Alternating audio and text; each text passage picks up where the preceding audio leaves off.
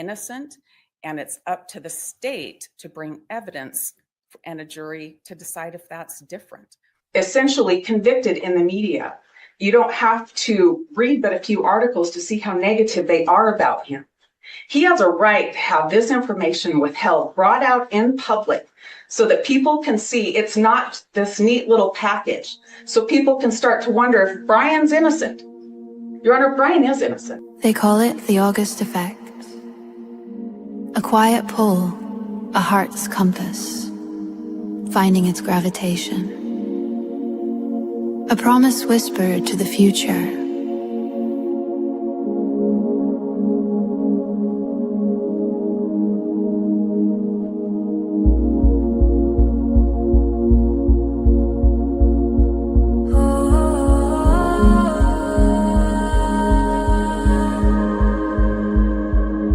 Sunrise paints the window pane a hazy gold. A story in my chest that's waiting to unfold. Used to trace the lines of maps I'd never seen. Now the greenest pasture grows from deep within. Letting go of every anchor, every chain, washing off the dust in cool September rain.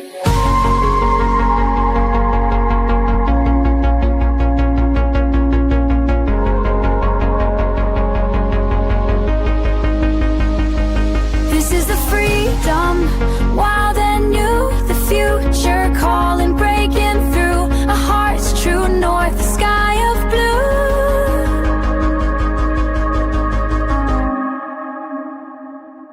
This is the promise coming true.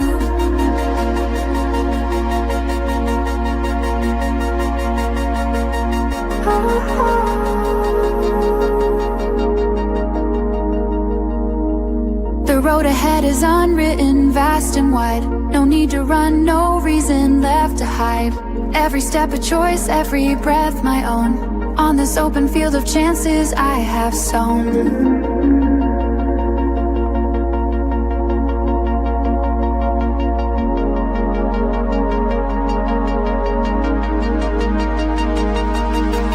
This is the freedom, wild and new.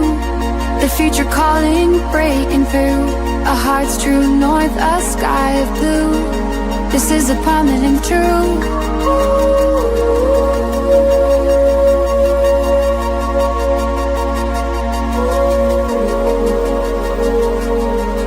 The August effect, I understand it now. It's the faith you find somehow. The promise coming true for you. The greenest pasture.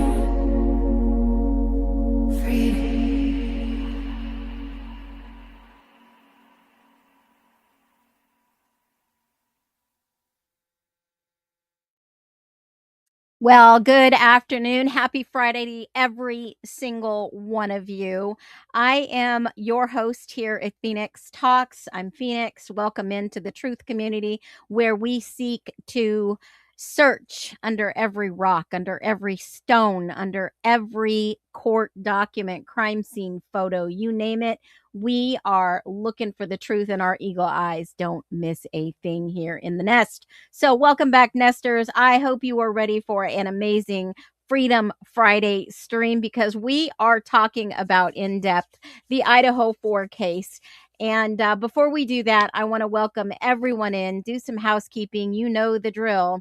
Got to go ahead and share this because it is so important about the legal disclaimer and obviously the copyright laws. So legally, I have to share with you that all the content shared here is public, informational, commentary, and educational purposes only. All opinions are those of the creator, unless obviously we have a like-minded individuals here that seek to learn the truth and understand what's going on in the Idaho 4 case. So it's all public, available information, interpretation, and speculation. It's not legal content. It is not medical, professional, or legal advice. Viewers at their own discretion should research and form their own conclusions by watching. You acknowledge the disclaimer that's at the bottom of the screen also.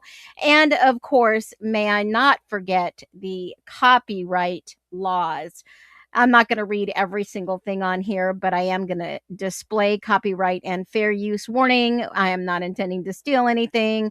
I will definitely be doing commentary on videos, audios, pictures, etc. So welcome in every single one of you. Did they filed to disqualify Judge Hippler?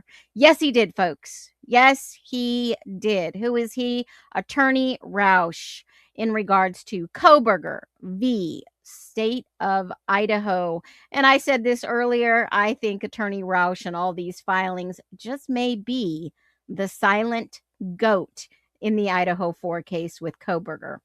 I got a lot to say about this, so you got a lot to say about this. I knew, you knew, now we all know. And I'm excited to report. Hopefully, we got a lot of movement. And yes, there is a lot going on in this case. It's like juggling. There are so many things that Attorney Rausch filed. I mean, just crazy stuff, right? So they filed, of course, to disqualify judge for cause. Well, you don't have to have a cause to ask for a judge to be moved or something else to happen. But yes, they did file to disqualify Judge Hippler. What do you all think about that? Drop it below while I welcome you in. Jethro Tull, welcome. Good to see you. Tammy, good to see you. Been missing everybody. No talkie before coffee. Happy Friday, Nesters. Yes, there is so much going on. Good to see you. Good to see you, Patty. Welcome back, Caleb. Amazing mods. I almost said Mod Monday. It is fantastic Freedom Friday. Sure is. I mean, I don't know about you, but I enjoy my freedoms. I'm not feeling the communist in the chats lately. I'm all about our freaking Constitution. As a former military member, if there was, could you imagine if there was no rules, no laws? What kind of society would we be living in? Right? I mean, I, I, I don't know about this whole not seeing eye to eye. And I'm not very into the left wing crap either, right? I'm not. I'm not into the extreme right. No, I'm right in the middle, conservative, and I'll always tell you the truth. I vote independently. That's just how since I was able to vote, I think I was 20 something when I first voted because I was in the military overseas. They don't give us a lot of time to send in ballots. And I don't know if you know, but I look up every freaking person on any ballot to see what their history is, what their voting history is, what they stand for, who's in their back pockets, what do they have on them individually, are they family people, what is their goal, who do they lobby with. I look at everything and then I vote for the best possible person. I don't go in a voting and just nilly-willy it. Come on, people. We live in America. You should know what you're up against. Hey, Patty. Agreed on the mods. Absolutely. Lola, good to see you back. Good to see you, Peony. Hello, Lulu Bell. Have missed all of you. Private Gemini, good to see you too. It has been quite a while. 2L82, 2K8, bye. Good to see you. I don't know what that is all, but maybe you'll share that with us. Jessica Phillips, 2001, welcome. Yeah, Patty, I see you. I hope you are doing well. K-Cat's girl, good to see you. Hello, Design Rhythm. Aloha. Peeps working and listening. Now, I think you're out in the Idaho streets, right? I don't know why I just thought Hawaii when you said aloha. I thought that was pretty interesting. Inked Mama. Hello, hello. Freedom Friday it is. No laws, kind of like Greek life, or so it seems. I would probably, yeah. I mean, do you know of a country where there are no laws? I think in communist countries, there's still laws, right? Sadly, I don't believe anyone in politics isn't completely bought and paid for. I would say I would have to agree some way, somehow. The elite. They said he does need cause to change Hitler, but you can only get one non-casual removement, and then they already got that with Judge. Yes, but that was in that county. So I bet that's why they also filed for a change of venue, right? That would make sense. I think that would negate some of the problems that we're seeing. And we're just going by facts. So let me take a look at that. I say out with Hitler too. Let's see if he's going to recuse himself. Let's just see. Nobody filed that before, but let's go over what he did file. How about that? Let's look at the repository together, and we can definitely say what he did file. All right, so hold on one second, because a lot of people are saying, okay, well, what happens, right? Well, yeah, I mean, the GOAT filed all kinds of stuff today. Look at this.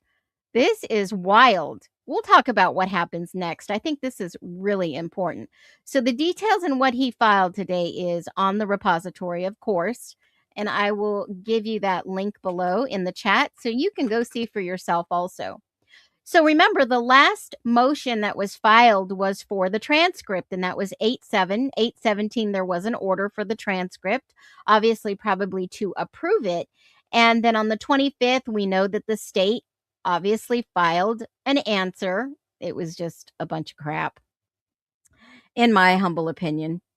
And then you see a motion for a transcript, and then a motions respondent for dismissing the petition for post-conviction relief was filed by the state. And Hitler did put on the schedule, guys. He did put on the schedule a status conference. That is a 50% win, in my humble opinion. Now, how many of you understand what a status conference is? Okay. So basically, Hitler put the PCR application, hence motion, on the table, which means they're going to have a status conference. And that is to get together and talk about what is going to happen. Now, yes, Hitler did specify, remember, he did specify if in the document there is an if an evidentiary hearing is put on the table. He scheduled it on his calendar per the docket on the 6/17 of 2027 at 9 a.m. But hence, a status conference is a few weeks before this court date. So after the status conference, if he says, okay, we're going to go ahead and have this hearing in a couple of weeks, they will be prepared for that. So a status conference is basically just the court checking in, like a follow-up meeting, just a simple follow-up meeting. And it's not a trial, and it's not where a witness normally testify. It is just a meeting. Okay. And what's going to happen at this status conference? Don't know. But is discovery complete? What does Koberger have in his back pocket to affirm what he filed in his PCR? Basically, what evidence, what experts, what witnesses will be presented, and if there's any unresolved motions at that time. And the evidentiary hearing, which is scheduled for the 17th, if awarded, basically means they're going to move forward with the case. And how long could this hearing take? Don't know. But it's kind of like hey, let's have a meeting. Let's follow up. Are you both ready to proceed if I give you this hearing? And that's basically, they'll address any scheduling problems, issues. They'll narrow down disputed issues, like the state wants to dismiss it. They don't want to dismiss it. The prosecution may throw in some other fluff. And no, he's screaming, my rights were violated, in a nutshell. And how can someone commit to confessing what they commit to saying they didn't do? Think about that for a minute, folks. How can someone say I was coerced to do this and make that commitment under oath? Think about it for a minute. And then file paperwork that says I was coerced. Sorry, I had to get a drink of water. I mean, it's like it feels like an oxymoron to me, right? And that's my humble opinion. But if you are saying that you are indeed coerced to take this plea deal, and I agree with what was filed. I don't know if you guys have seen this, and Hitler may want out, Tammy. He may want out of this because it's going to be a lot of negative information again, right? A lot of negative information against the courts. And why would Hitler want out of something like this? Hypothetically, I think there's a couple of huge reasons. Reasons. Now, he was reelected. He's going to be there till 2031. That's quite a bit of time, right? And he scheduled it for 27. This hearing's not going to take place until 9 months later. That's about time for a baby to be born. And, you know, Hitler's 60. And this new attorney, Rausch, he's in his 50s. So I think that probably, and I don't know if he's an alpha guy, but what we've seen of Hitler is, in my humble opinion, a little biased, right? And when you look at the motions that were filed in the last couple of days, it blows my mind that he has filed so many. First, he's asking a motion to redact or seal newly filed records. So he's asking for the gag order to stay in place. And then he's asking for a motion that he's going to exceed the page limit. He's got to get approval from the judge. He asked for the judge to disqualify him for cause. And in the state of Idaho, you don't have to have cause. Okay. Typically, you do not have to have cause. And I've looked at all the rules to date in 40B. And basically, you can have one time a judge recuse themselves. Recuse, not get the venue moved to a different judge. Okay. This is moved out of venue, moved. Or they can have another judge within another district come in and take over. But Hitler's the one that has to make this either approve or disapprove. And it's crazy. It is wild that the judge that they want to be off the case is now going to have to approve himself to be off the case. Only in America in a court of law. Can't he have some administrative overview, take a look at the rulings? I mean, if not, they can go all the way up to the Supreme Court, right? I mean, there's some other options.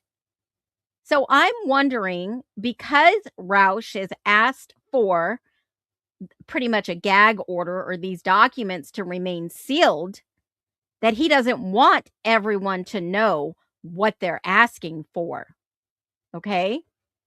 Now, I don't know what skinny or evidence Koberger has, but to show cause, he's going to have some strong allegations.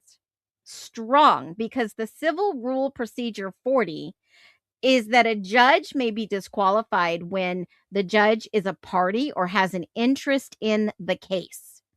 And maybe he does, maybe he doesn't. I mean, there is some history of him being part of the law firm that owned some of these houses and, you know, the rentals in Moscow. I don't know if that is a conflict of interest, or the judge is closely related to a party. Is the judge related to somebody in this case? Don't know. The judge previously acted as an attorney for a party in the proceedings. Is that possible? Don't know. Or the judge is biased or prejudiced concerning a party or the subject matter. You know, that's got to be one of the Idaho Civil Rule 40 procedure. And you can go through, and I will link this below. I'll share that resource with you. And you can go through the Idaho Rules of Procedure and be like, does that one check? Does that one check? There has to be something like really detrimental for him to remove himself from this case. Now, it is under seal from what I understand because he has asked for it to stay under seal. So here's the deal. Allegations are not enough. A motion must be accompanied by an affidavit from Koberger's attorney, Rauch, which is there, and the specific legal ground has to be stated. Facts supporting this has to be stated. This attorney is signing under oath by penalty of perjury, and he has to spell out what Hitler allegedly said, did, know, or participate in. And I think, in my humble opinion, it may be because there was only a small window of time that they were meeting, and all of a sudden there was a plea deal on the table. Did Brian Koberger have enough time to literally think about a plea deal? Was he rushed to judgment? Did they have to hurry up and get this taken care of, in this case, close and hidden? Think about this for a minute, because an attorney is not going to sign their name and risk their career and losing their license on something that does not make sense. Because much of these filings are sealed or ex parte, which means the other side is not going to see these filings. Ex parte means I'm going to file this with you, Hitler. I want you to make a decision, and you have so much time. And the prosecution is not going to be able to see what I have said behind closed doors, because it may have something to do with the prosecution and Hitler alleged. And some of that stuff may not need to come to the surface. All right? So what happens from here? Well, basically, the post-conviction strategy, object to Hitler's schedule, right? They've already done that. They've done that in the repository. They said, no, I need more time. I need more time. They've already requested that. That is totally in the repository. Wrong one. Sorry. Let me go back to this one. He has already said, I'm objecting to the time, and I need more time. I need more time. And that has been in there. He's requested, no, Your Honor, we reject your schedule, and we are asking for more time to amend this petition. That means they're going to go in and remember all the handwritten petition that Koberger filed, the one that went around the world and everybody was making fun of his writing. Well, that is going to be amended, typed out, and look professional. And it'll come from Rauch's office if the judge gives him more time. And they have to have some factual information in getting more time. Now, he is just fired off. Rauch is fired left and right. Petitions and motions and paperwork and 20 plus pages of God knows what to amend the petition, and a change in motion and venue, and an affidavit on his behalf stating, Your Honor, X, Y, and Z. And those were all the things that were filed just in the last few days. They want to move this venue somewhere else. Where? Don't know. But I did see something on Kathy IndieZone before I went live. They are allegedly asking to move the venue back to the county that this happened, and that would be Latah County. That would be right under the same county that charged him. So it says, I'm the counsel for record of petitioner Brian C. Koberger in his post-conviction proceeding. He is making the rule declarant to pursuant 40A, 1 and B, just what I just talked about. And he's basically saying that he wants to transfer the venue.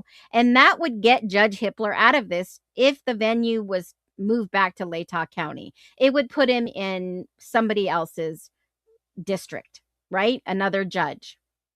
And it would make sense because Rauch is from Lata. He's located in Moscow. That would be reason to move it back to Lata County.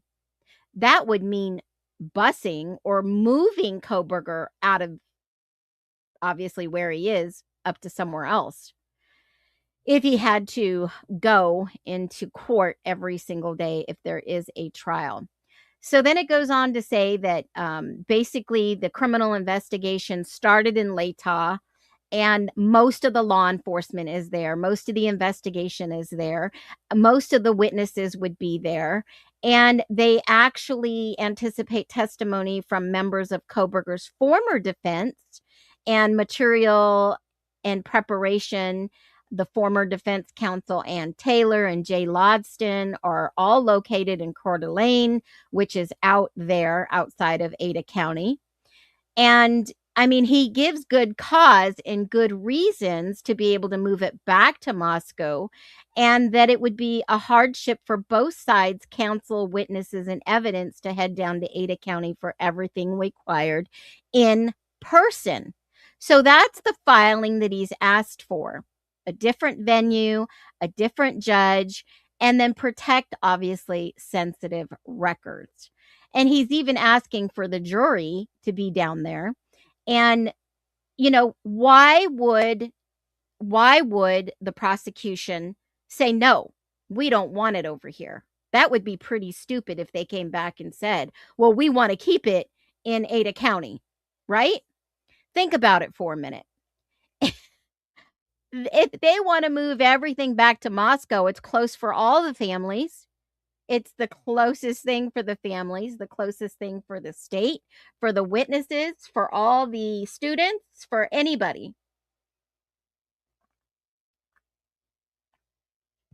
And so we'll see. They have a certain date to obviously be responding to this motion of venue.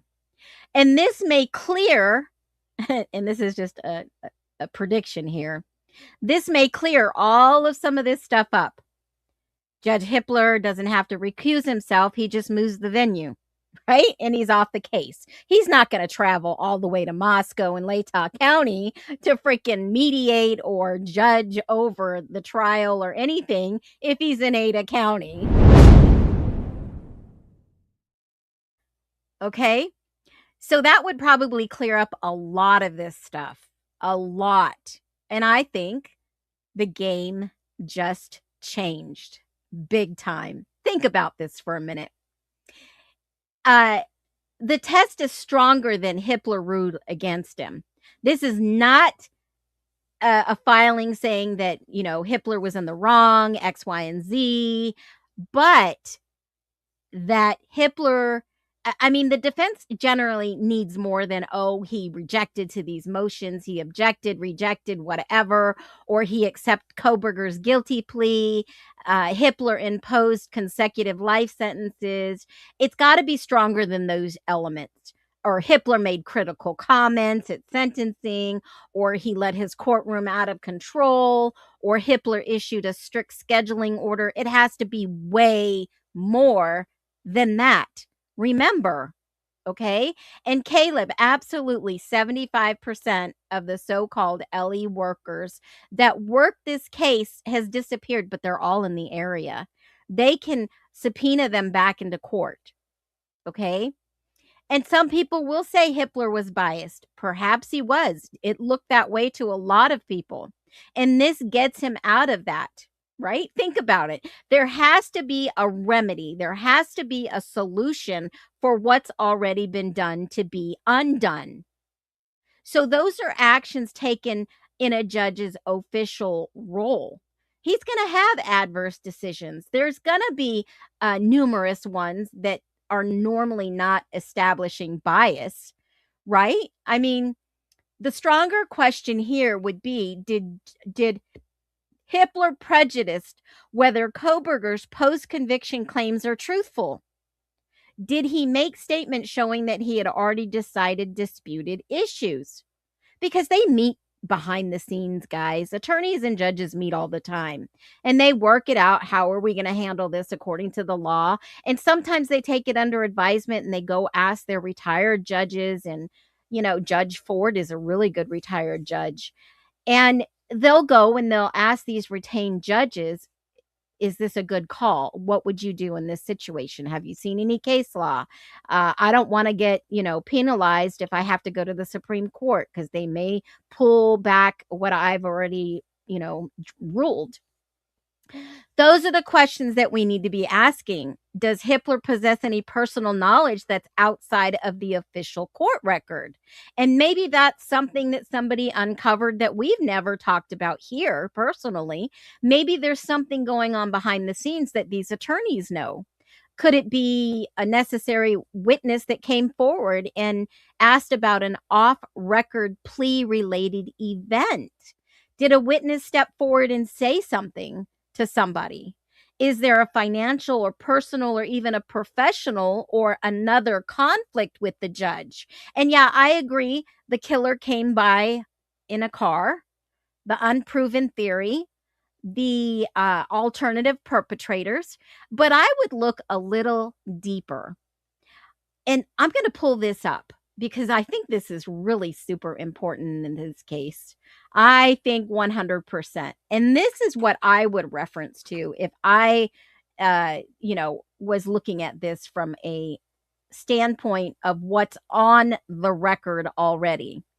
So what do we know what's on the record already? Well, we know that in the case of there was a hearing and it was on the 23rd of January. Let me just pull this up. And it was 2025. And in that hearing, let me grab it real quick. It was a sealed, closed hearing. We got to see some of it until they got into the really good stuff, and then it was all redacted. But they unredacted it. And let me just pull this up. Where is it? Order sealing states disclosure for hearing. And here is the transcript. Okay, let me pull this up because I want you to see this. And this was the transcript verbatim. The hearing was closed to the public. Upon completion of the transcript, they'll have 14 days to be able to yada, yada, yada, yada. Okay. Now, when you look at this, you wonder what happened in that hearing. And I'm going to pull that up also as soon as I get to that page. And where is the hearing? It was hearing, notice of hearing sealed, transcript redacted of the hearing, this one. And here is the actual link for you to go and read it for yourself. They had the hearing and they said, I think it's in this one. Hold on.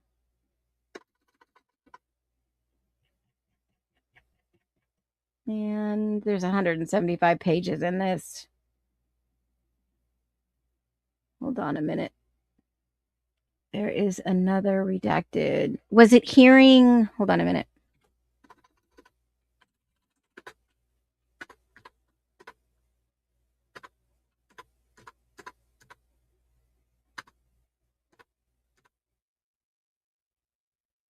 Roll of victims is still sealed. It's not the one I want.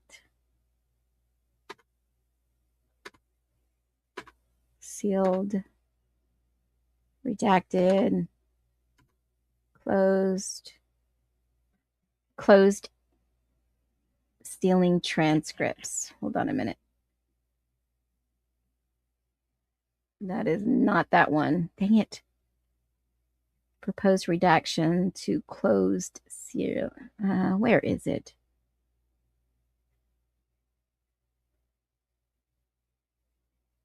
Hearing transcript. Let me see if I have it in my repository because I'm trying to pull it out of the repository online. And it was redacted.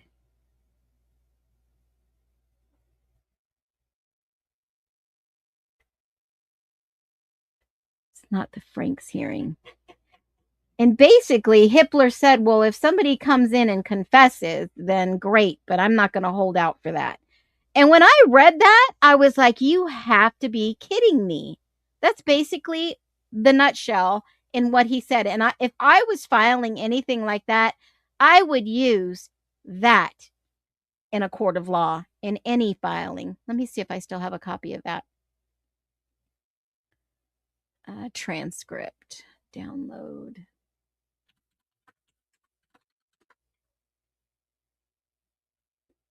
Hearing. Where did my download go? I know I've got a screenshot of it too. We had a whole live about this whole entire transcript. So I will find it and I will put it on my wall and I will post exactly his words that is in the notes. I think it's in minutes. Hold on. Does that sound familiar? Minutes or notes? Let me just see if it's in another document. I've got too many folders on this case, you guys. I got to clean up my computer. It is bad. Hitler believes in Santa. Oh my gosh. What was it in? Was it in minutes? Redacted court minute session. Here it is. Hopefully it's here. Yes, here it is. Thank God. All right. So it's in the redacted court minutes section. Here is the link to this paperwork. Now, all I do is go confess. All right. And this is Hitler's own words, folks. No shitting you. Okay. He says at 131:52 on 6/18/25, this was the redacted sealed notes. He said, and they were talking about the deadlines, right? He said, I give a deadline for the alternative perpetrators to be identified and developed. He did give a deadline.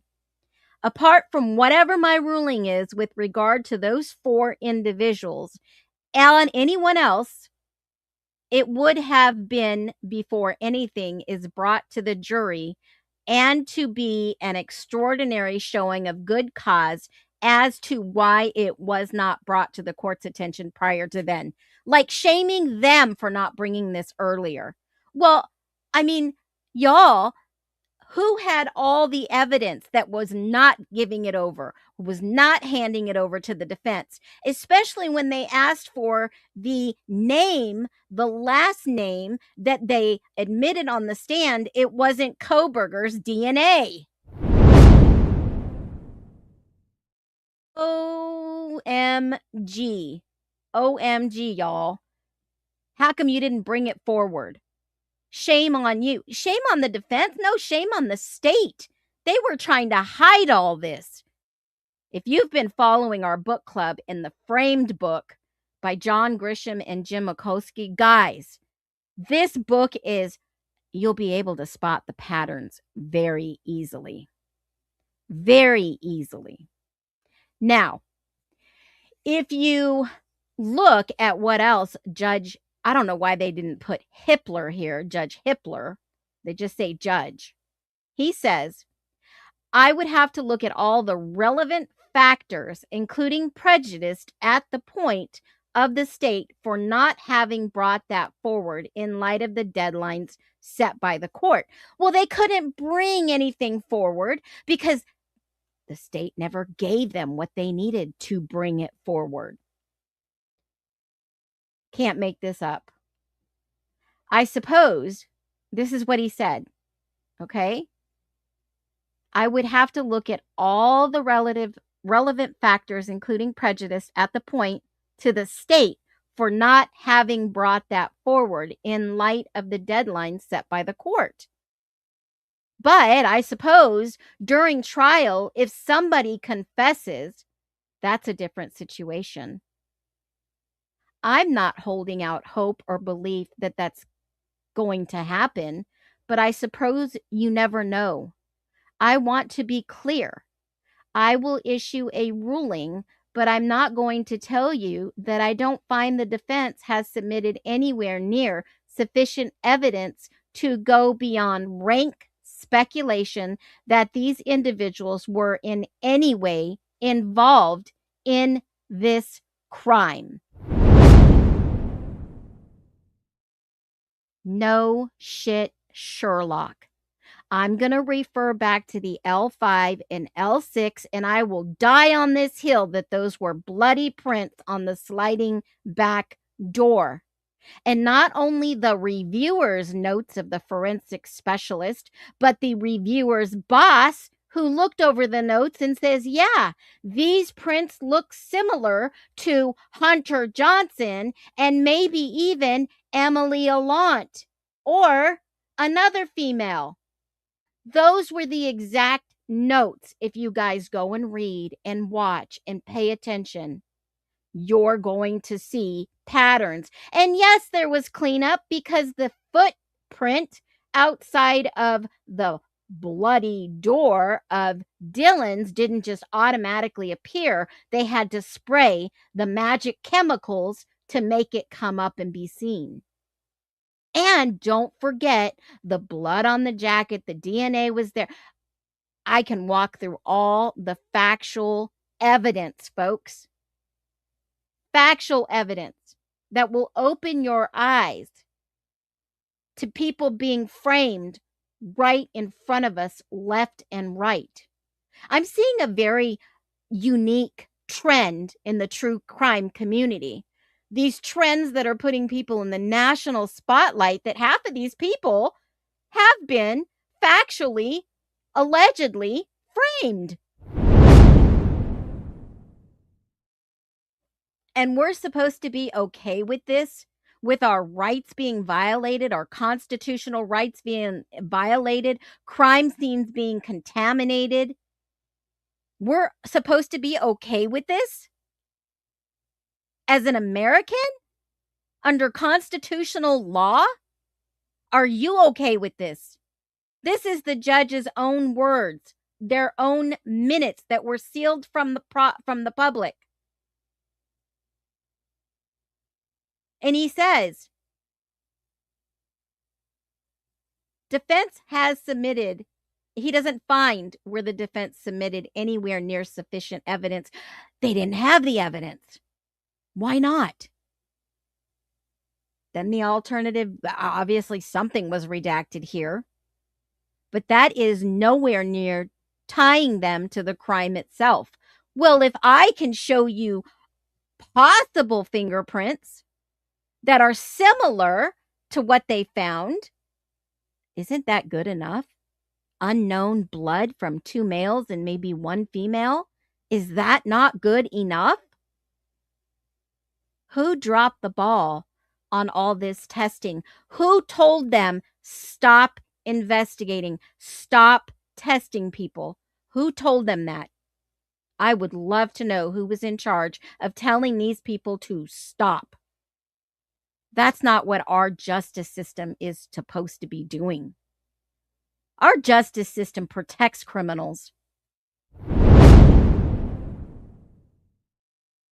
In my humble opinion, criminals they don't want to punish for what they've done.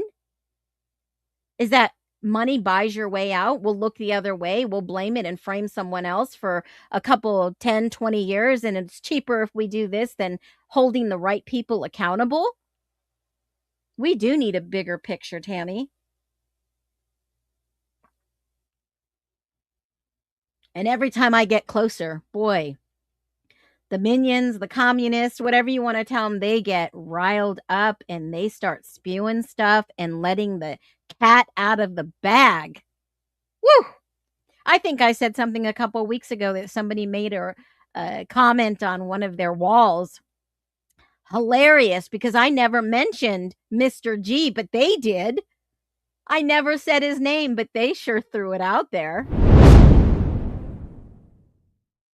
Anyways, Judge Hippler goes on to say that the reason I wanted to have this hearing and the reason I wanted it sealed is because I'm not inclined to allow counsel to go out and try to destroy reputations of people without any foundation to do so. Before there is a suggestion to the jury that a specific name individual was involved in this case, I better hear about it first. Whoa. Whoa. Defense is entitled to cross-examine about the scope of the state's investigation and the thoroughness of what? The investigation and the reasonableness of the investigation. Certainly, questions may potentially come out. Why didn't you have this? And why did you do that from the officers? It's easier just to have one person to blame. Less work, saves taxpayers money to the tune of $8 million. $8 million. And then he goes on to say, where we may get more tenuous is when we start getting into collateral information about individuals. I can understand that a claimed motive might be important as it relates to the reasonableness of the investigation. Provides examples. I want to be careful that if it is offered at all, everything else redacted from that hearing. And then they go into talking about, I received a call from a reporter that says, hey, I got the summons to show up on the 21st. Is this for the case? Of course, the TCA didn't tell them anything. Begs the question, seems to me that we can save everybody a lot of headaches. And I know that the Daybell case, and I think, and this is where I went back and I did some research on Judge Hippler about the Daybell case. He was involved in the case administratively.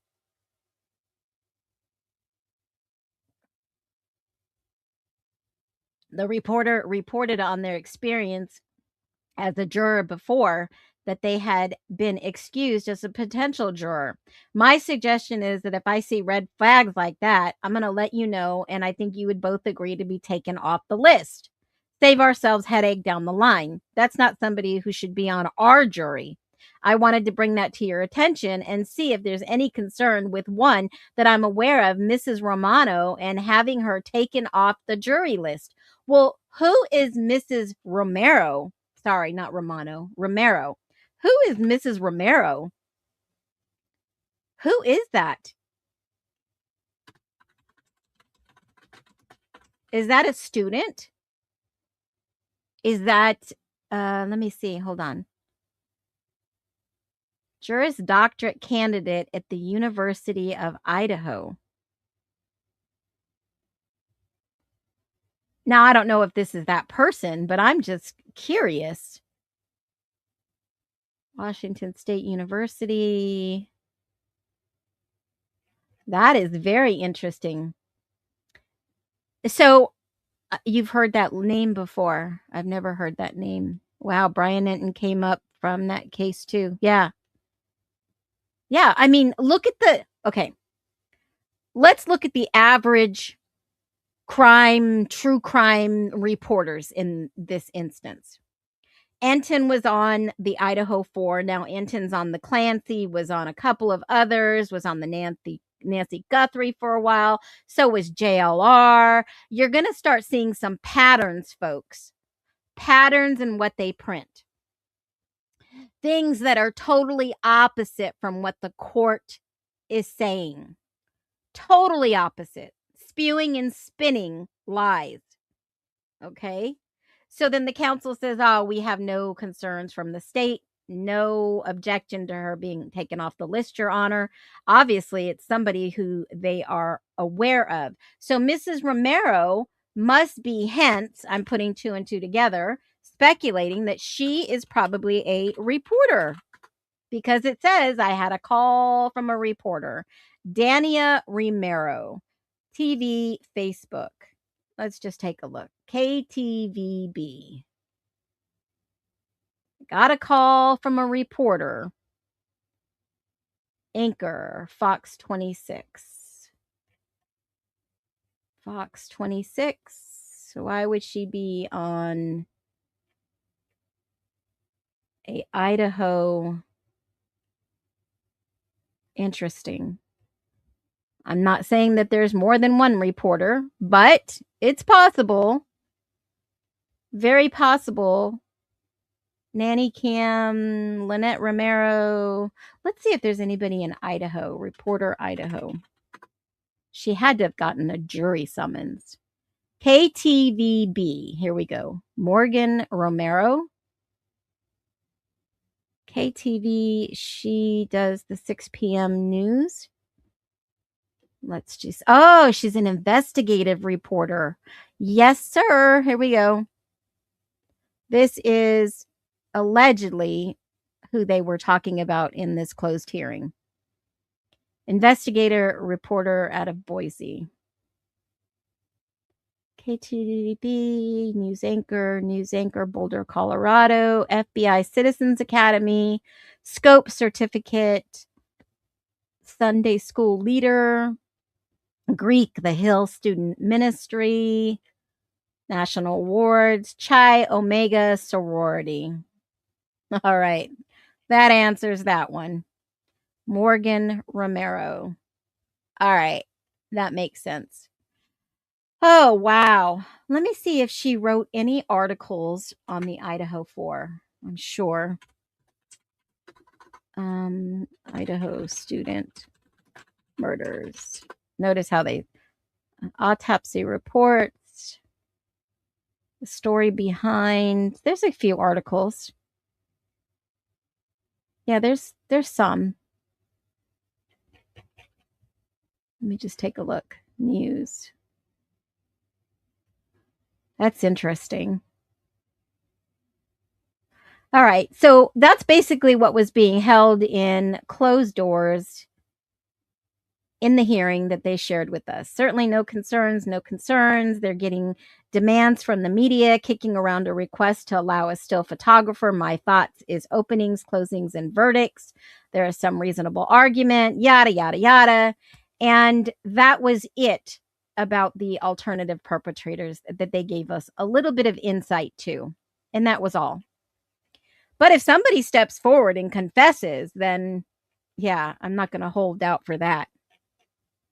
What are your thoughts in regards to that? I know we've talked about it before. So Hippler gets to make the decision if he's going to take himself off the case, send it to a different venue. They'll call up some people and say, hey, what do you think? God, I am thirsty today. And that's why I said the game just changed. Is it a game? Yeah. Our justice system, they already know. They're 4 steps ahead before they decide. They already know. They expose and cover up when it benefits them. Wow. Isn't that the truth, Ruth? You are the greatest of all time.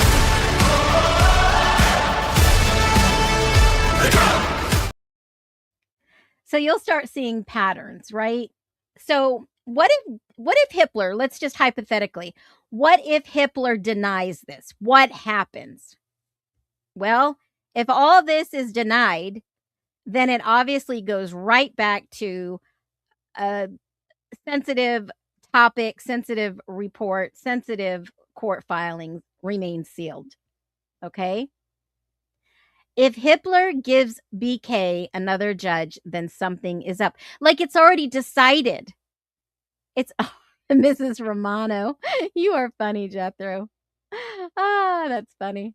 What if he denies it? So if he denies the motion, then he's saying the supporting affidavit, which we can't see because it's under seal, basically is probably legitimate if he says, well, I'm going to go ahead and give it to somebody else. And then Hitler has to do a ruling. He has specific time frame.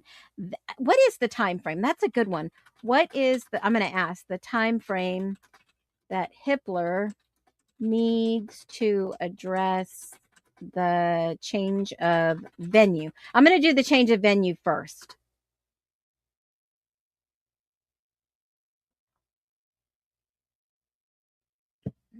Maybe it'll give me an Idaho statute. Let's see what the rules of law are. IRE or ICR. All right. What do you think? Is it 7 days, 14 days, or 21? Because that seems to be like all documents need to be responded by a certain day. The money is the biggest motivator. And yeah, I would probably say that it's like it's Lulu Bell. It's like asking a mental patient to change their own medicine. Hitler to approve his own dismissal, right? You are the greatest of all time.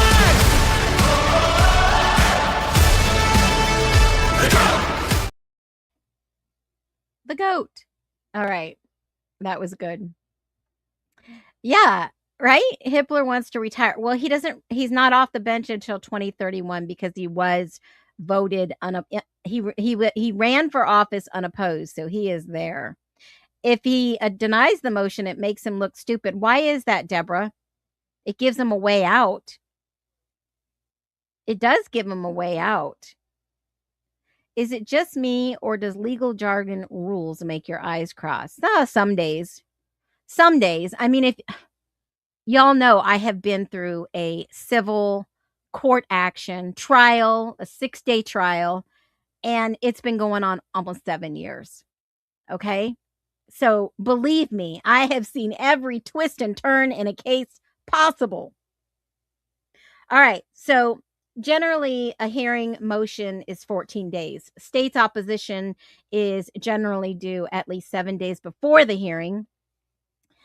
Both parties need to be 14 days. Rauch's reply is generally due at least 2 days before the hearing. And a court ruling, Hitler may rule at the hearing. It may take a matter under advisement.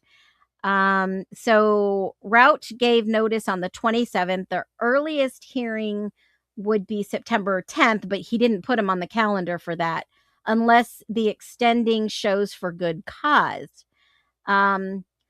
Rauch also moved to disqualify Hitler for cause under Rule 40. Once that motion is filed, Hitler generally cannot act further in the case except to grant or deny the disqualifying motion.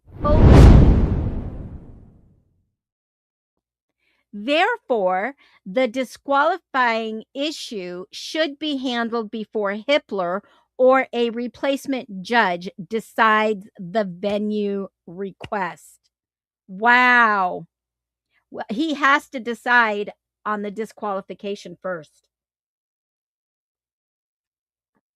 So we're going to watch for the next, we're going to look for a docket next saying the state's response and a ruling for disqualification from Judge Hitler. And then a venue ruling or reassignment after that. So those are the following steps that we are going to be looking for. And let me ask you guys one thing in the nest. Are these informational sessions good for you? Do you like learning the process of what may happen next in the case? Or is it just too much fluff? Because I know people are like, oh, what's next? Because there's so much going on. Drop a 1 if that helps you understand what is the next step. What is the next step? I think that is always going to be important. So there are a lot of things I want to cover since I don't see you on a daily basis. I mean, I could be on here for hours, right? There, 1.5, Caleb, you know most of it. You're pretty well caught up and versed. So when you think about this new attorney, Rauch, he's filed a lot of stuff in just a short amount of time. He is dedicated to this case. When I see an attorney file left and right, that means that they have taken the time to review, respond, file and move forward. They are ready to move forward. He has probably put a lot of hours into this case and these filings because this gives Roush a little bit of time to investigate further and potentially strengthening the allegations that Koberger has put in his filing involving ineffective assistance of counsel, alleged pressure or threats surrounding the plea, the alleged promises concerning prison placement and conditions. And I would believe that Koberger, I'm going to give him the benefit of the doubt here, because remember the banana complaint we heard? We heard of these complaints through the media. And were these some of the things he was promised in prison that weren't being met? That's where my mind goes. Why would they make such a big deal out of that? He wasn't getting the right color banana. He wasn't getting firm bananas. And allegedly, undisclosed or inadequate explained forensic evidence, because he did put on there the hair. There are other things than just the hair. And when Roush amends this petition, he can add in all those other things. If Koberger says, I was never aware of X, Y, and Z, but I just put the hair because that's all I got. You know, he has access to YouTube. Maybe he just caught a whiff of something regarding the hair and he wrote it down. I'm sure there's 3 other things that we could bring up, right? Unknown A, B, and C that weren't tested, other things that weren't tested, blood testing. I mean, there are so many other things. The car evidence, you can go and state that, how can you charge me with a burglary? I didn't even go into the house. I wasn't even there in the area. You've got an expert that says I wasn't even there and can prove it. And by the way, FBI or whatever agency was surveillancing me and they knew where I was at all times. Whew, don't make me get spicy. Yep, it does. You're going to start seeing patterns. You're going to start seeing patterns of framed, bad investigations. Yeah, you're going to start seeing all it line up.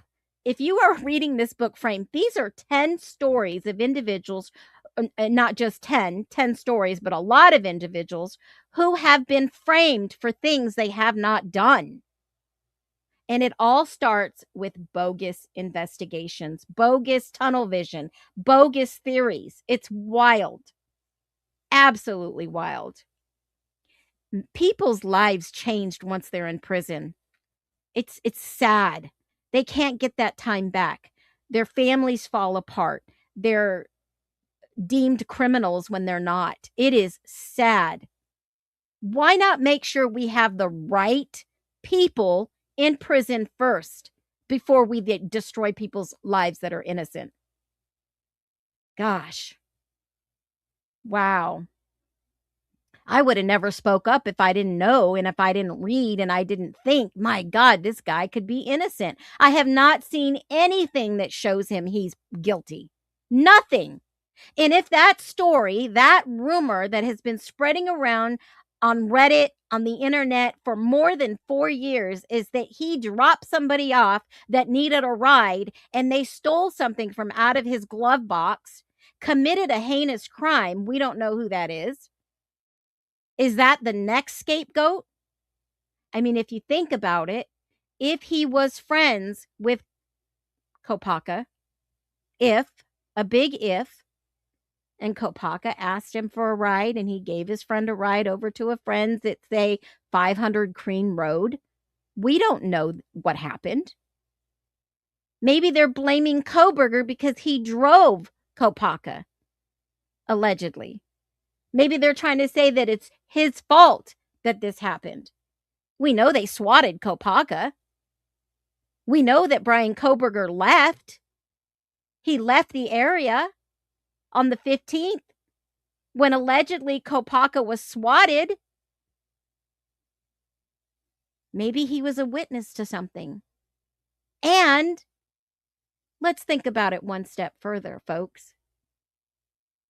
When did Brian Koberger's dad fly in to drive out with Kohberger. Think about it. Oh, yeah, Caleb, the pattern, they're tripling down, just like in the book. They always do. They don't want egg on their face. These are people with hundreds of years combined experience. Hundreds of years. Maybe they shamed Kohberger into taking this plea deal because he was third party involved, allegedly. We don't know. I'm speculating here. So, Hippler has not granted that evidentiary hearing, but he has granted a status conference hearing. There is a status conference for June 3rd. The 17th hearing will move forward if they all agree, or by that time, it may be moved out of the venue and given over to Latah County and another judge. So I'll be looking out for that. Absolutely. So the state's motion to dismiss Kohberger's PCR. All right. This is, let me just throw this up here. This is a old hearing. Hold on. This is an old one. That is the transcript. And this is not what I wanted. Hold on. This was filed 8/25/26. And when was this one filed? 8/26. This is the order governing proceedings and hearings. And obviously, a status conference is set for June the 3rd. That's on the schedule. On the schedule. And if there's a little tiny two-letter word here, if Hippler hasn't said yes, if, I guarantee you, Nikki, if Mawich's DNA matched, it would be in the documents. If they match, because remember, MPD went and collected the evidence from the hospital. They have that on file. If it matches anything, forensics would know this by now. I don't think he has anything to do with this. They wanted Brian and framed him to get him. They were surveillancing him for some odd reason. Well, let's collectively, everybody in the chat, I showed you Cy Ray's testimony. I showed you the document where Cy Ray testified, being asked questions by Ann Taylor, and he basically said that he was being surveillanced. Why? What purpose was anybody surveillancing Kohberger? Why? Number one, why do you think? And this is the one I'm talking about. This is the document. It says, it's kind of cut off too. They already knew where Mr. Kohberger was. They had a surveillance team with eyes on him. Now, let's just ask the question. If somebody had a $1 million Chevy Tahoe stuffed with surveillance technology, because that's what he says. This is equipment that's in about $1 million. It's not something you just park over at night. It's a very expensive resource. Why would they be spending $1 million plus resource to follow a PhD student? Why? Ask yourself why they would follow some unknown PhD student that's in Washington. They knew where he was at all times. They knew. And then they followed him all over the country. They were never in hot pursuit. They knew exactly where he was. Why would they need to watch him? Was he doing a job? Was he doing a job for an agency that they had to keep an eye on him to make sure that he was doing exactly what he was supposed to do? I mean, think about that for a minute. This hearing was May 30th, 2024. For all of you that didn't know, this hearing took place questioning. Okay? And I've said this since day one.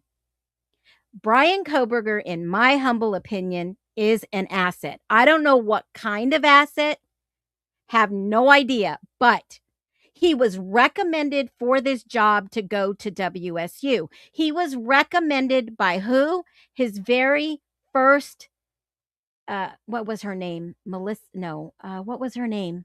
Shoot. God, I can't think of her name. It's not Ramslin. His very first, hold on, let me pull it up. At DeSalles. It's not Ramslin. It's the other girl. Hold on a minute. Here it is. Let me share this with you guys. His very first professor, where is it? Shoot. Let me get it up on the screen and then I'll share it with you guys. She said, his former professor said he was a brilliant student. Ramslin said he could solve crime scenes in a heartbeat. He was the best of the best. In that position, that paid position, that benefits with health insurance, TA job, like a regular work job, they recommended he was one of 2 highly sought out people for these positions. They didn't just give it to him. He earned it. Now, remember, they also said that he was a former addict that turned his life around and put himself through school. He was working and going to school. Okay? Now, this was in 2023. I've shared this one before. Michelle Bolger. This was an associate professor at DeSales University, described Kohberger as a brilliant student.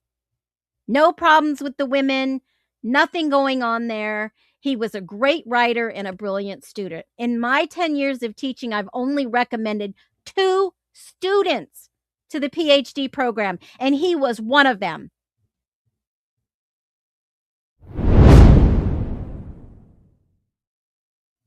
He was one of my best students ever. Everyone is in shock over this, she told the outlet, adding that he was always perfectly professional with her. Okay. So what happened? What changed? He went to WSU. He was doing a job within a job within a job, guys. I've always said this. Something was going on.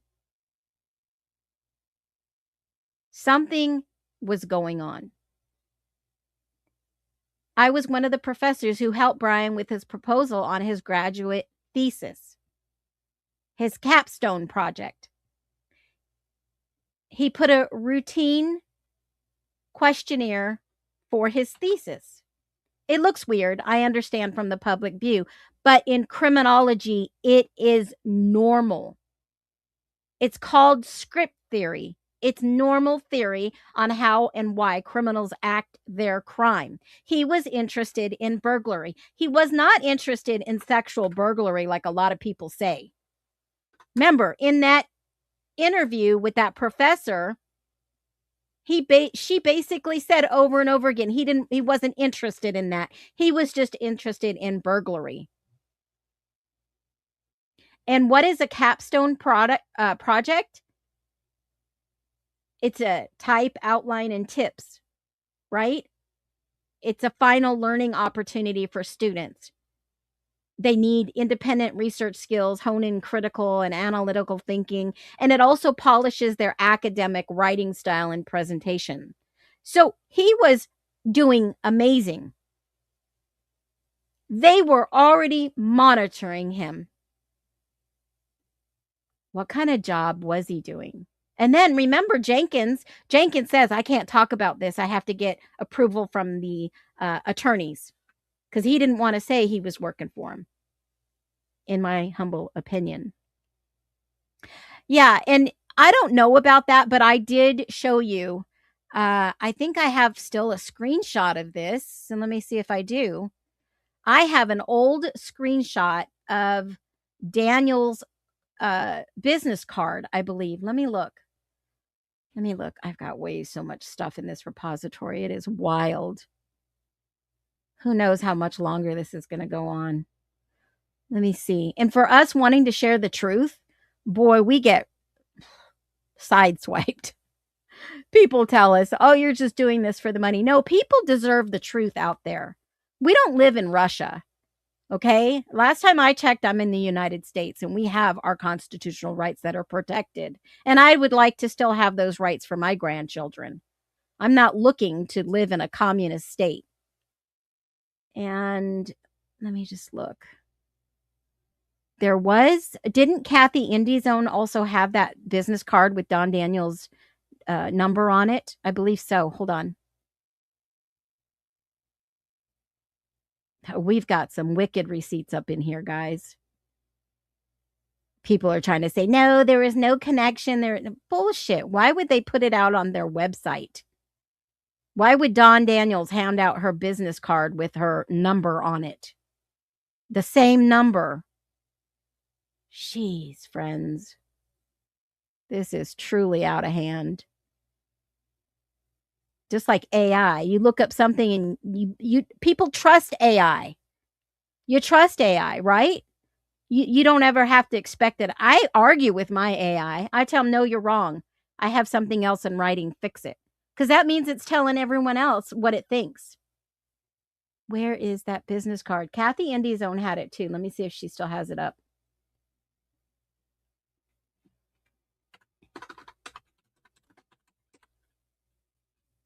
Let me see. She posted this a little while ago. And if you guys aren't subbed to Kathy Indiezone, she is amazing. She is a retired attorney. She is bringing you facts and evidence. And she talks a lot about the simple court documents. She does a lot of helpful education. And let me see something about the sentencing hearing. Let me just take a look at this. Here is her post.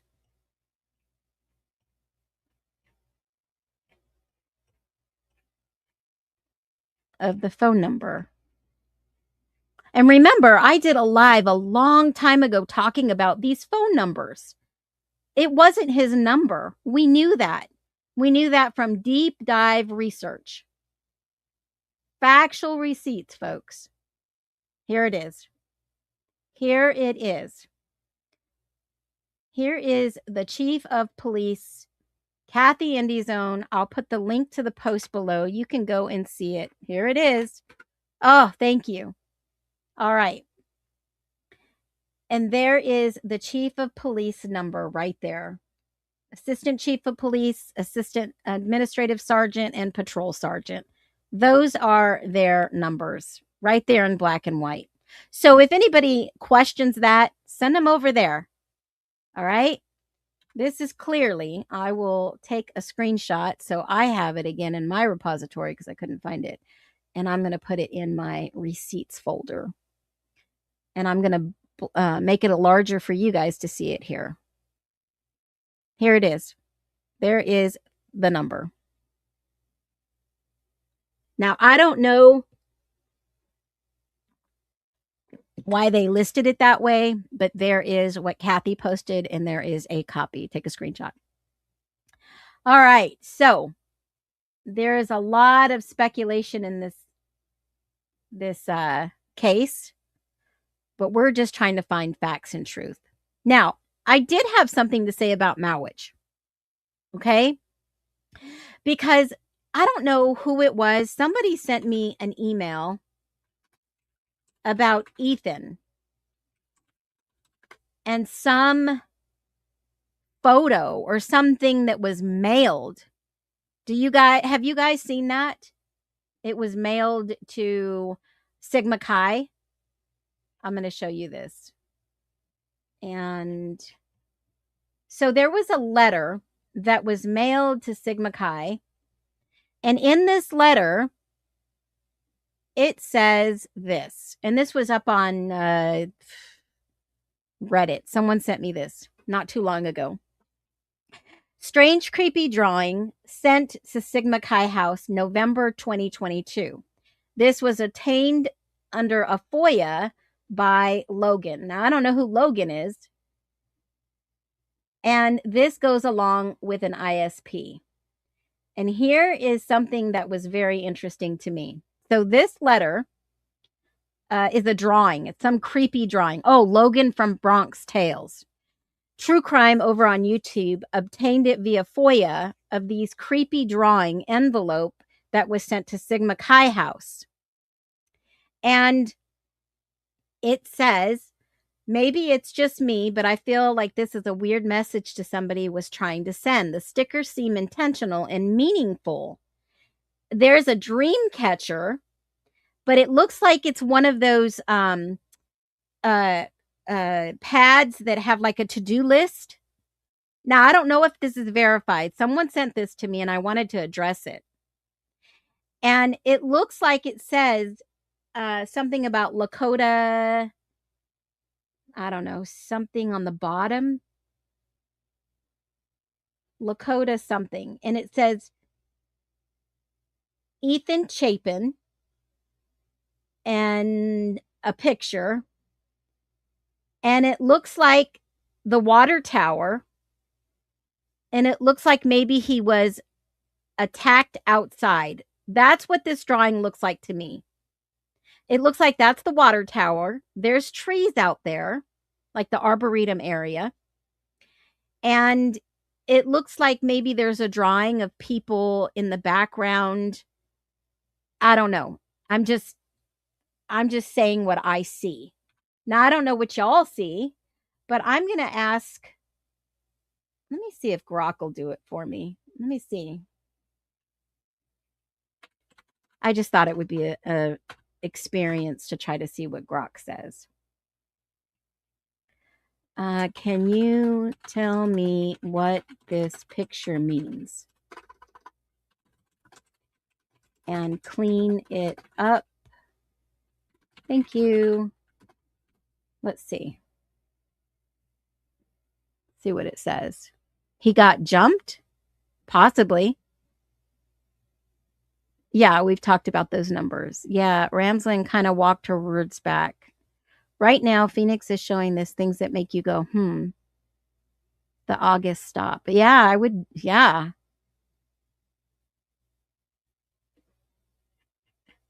All right, so the drawing likely means the central figure is a rough, cartoonish portrait, a yellow, green cap, hat, orange clothes, accents, spiky hair, exaggerated facial features, and the words Ethan Chapin. It reads IDAH, which is short for Idaho. And the misspelling looks like Eamon Chapin, but I know it's Ethan. Background elements, style trees and landscape. Outside, under the water tower. And this is the revised picture that it gives me. And you do see that there is a dream catcher up there. So did somebody have a dream? I mean, now, don't get me wrong. I truly believe that a lot of gifted people out there are given the gift of discernment, visions, dreams. Here's a cleaned up version. And it says it does not appear to be a professional or highly symbolic piece of art. It's straightforward reading, Ethan Chapin, and known it was directed at his Sigma Chi house. Whether it was meant to be as a twisted or memorial prank, it's something else is unknown publicly, not widely reported, officially interpretation or identification of the sender. Now, this is the letter. This is the actual mailing that was sent to Sigma Chi. Okay. And it says Spokane, Washington, 28th of November, which obviously this was after Thanksgiving. Okay. After Thanksgiving. And I just took it a step further, right? It says French roast torfaction franchise. That was on the back of the letter with this stamp. Now, I don't know what this means. Let me just take a picture of this. I should have did a little bit of a deep dive, but I was waiting for the live. What does this mean?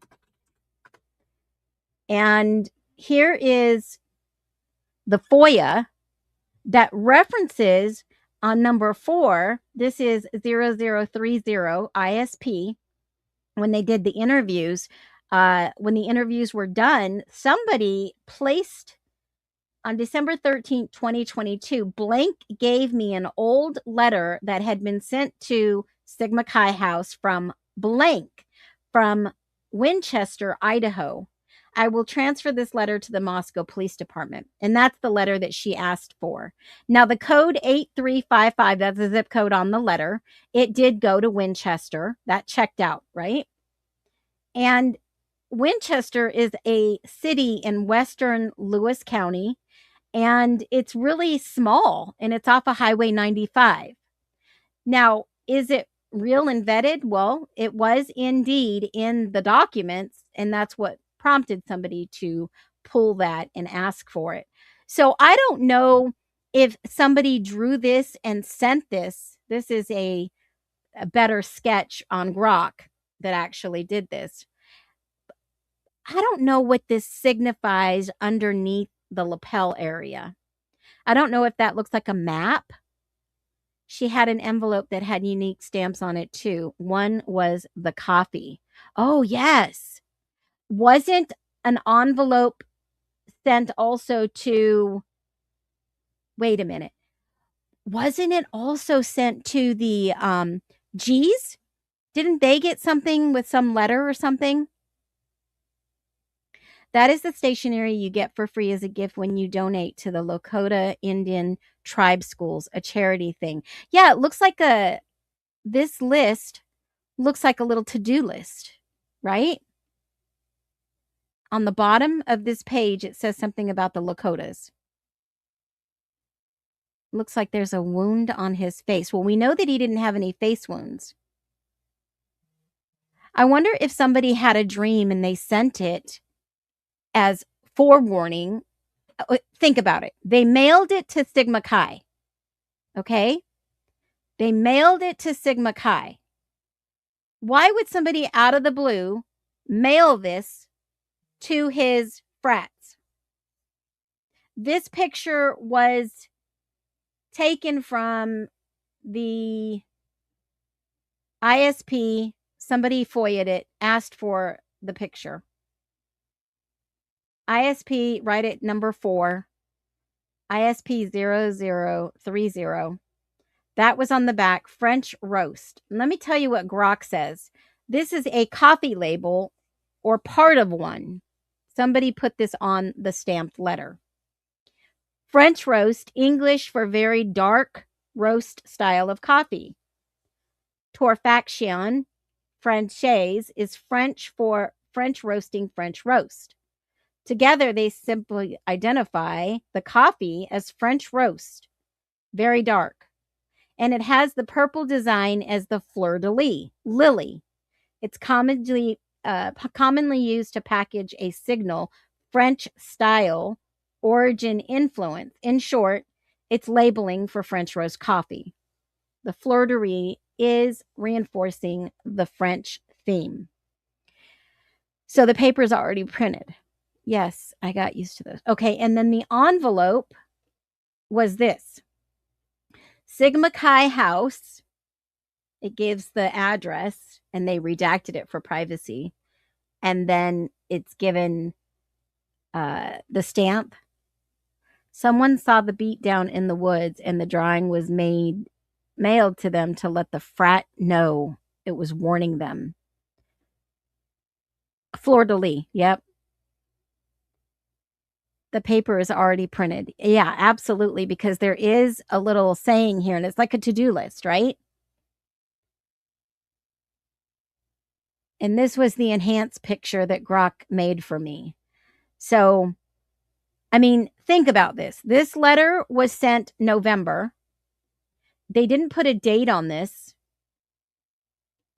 but the date on the mailing letter, on the actual stamped envelope, was the 28th of November from Spokane. So, if somebody, and I'm just saying allegedly, speculative, we can think here for ourselves.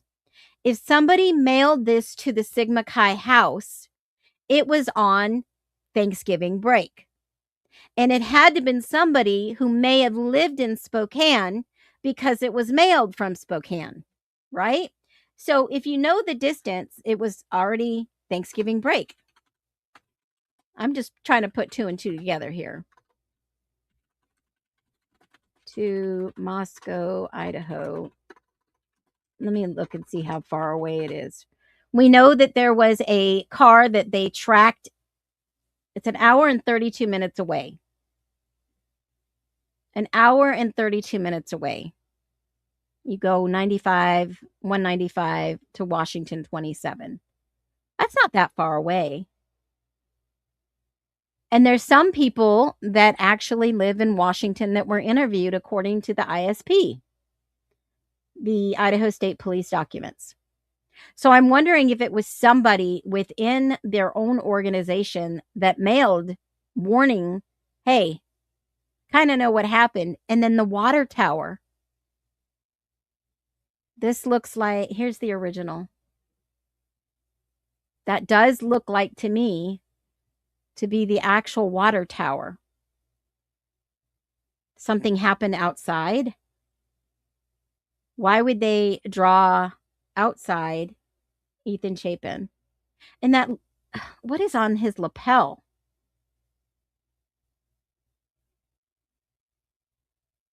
And are those letters under the hat? A, is that, hold on a minute. Let me look at my Grok printout. Or is that just hair?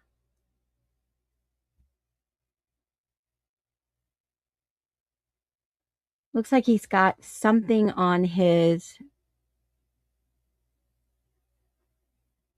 chest. Oh my God. Is that the pink and the green jacket? What the hell? Wait a minute. They were trying to make Ethan rush again? Something to do with Ethan not wanting to do rush again. I was thinking that too. Is that the pink and the green jacket? A scout uniform? The pink and the green jacket matches the hood. Holy moly. I don't know. I'm just looking at this image trying to think of anything that speaks to me. Anything that speaks to me.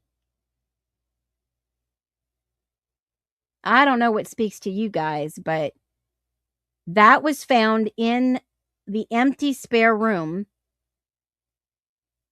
but it was DNA of Dylan. That's what the forensic document said. Is that what they drew, that jacket? Did somebody make him wear that jacket? They tested the blood and they tested the DNA on the jacket. It was Dylan's. That is very clear in all the documents, all the forensic documents. Even though they sprayed Blue Star, remember I did a whole live talking about Blue Star, you can still get blood samples from it. You can still test it. You can still get DNA off of it, even though they sprayed it and doused it with Blue Star. Because they did say that even though he sprayed Blue Star, he did say it was presumptive for blood. It's in the documents, folks. It is in the documents. So are they trying to say that maybe something is connected to this jacket? It looks like a map. Yes, it does look like it represents the jacket. Possible. A scout uniform. I don't know.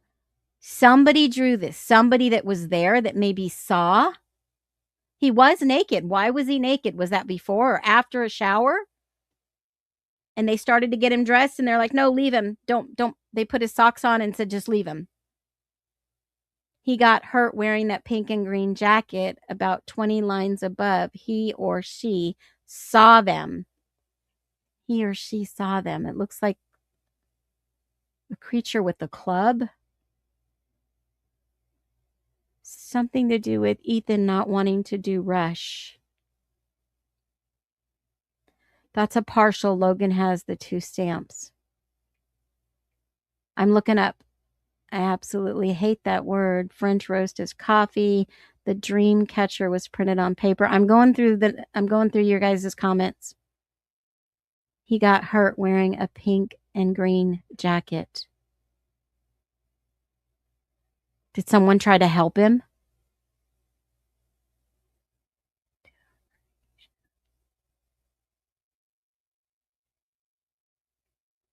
We've been talking about that for some time. Go back about 4 or 5 months ago when I was talking about these numbers. It's just recycled material. John Daniels was very involved with the warrant searches for Brian. Oh, Don. Yeah, Don Daniels. I wanted to say, hey, Gypsy, I see you, honey. Brian was writing about corruption in the court system. Yes. We have to question everything. I'm trying to catch up on your comments. Only the bitches at WSC are the ones talking shit. You guys. I know those women over at WSU. No wonder why. He should have complained on them. State asset. I think he's federal. No way he's sitting in jail reading by himself. I don't know, Paula. You never know. He was on the top alternative perps. They would block him in jail and keep, I don't know. They could have framed him even though he was an asset. That happens all the time, guys. All the time. If you're reading the book Framed with Us, boy, oh boy, wild stuff. It gives you their freaking game plan, right? It tells you exactly how they come up with this. All right, so it could be maybe someone sending this in remembrance, a memorial. I'm not sure if it means anything. That's true, Mantra. Check out Roveria Staub. I will. No way if it was insulated. Maybe it was humiliation. Maybe they did haze him. I don't know. But this picture, this is the enhanced picture from Grok. I don't know. This is weird. That is weird. And someone said that Logan has, let me go look. Hold on. I didn't even go look. Somebody emailed this to me.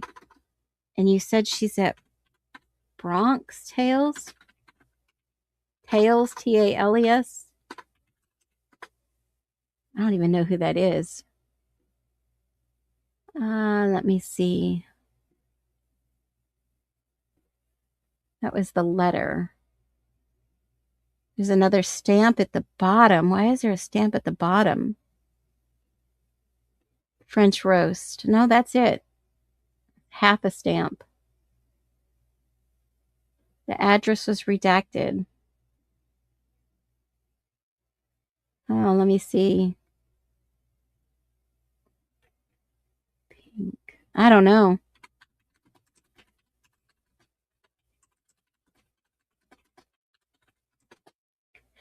I don't know, guys. Who would send that? Somebody who saw? Somebody who...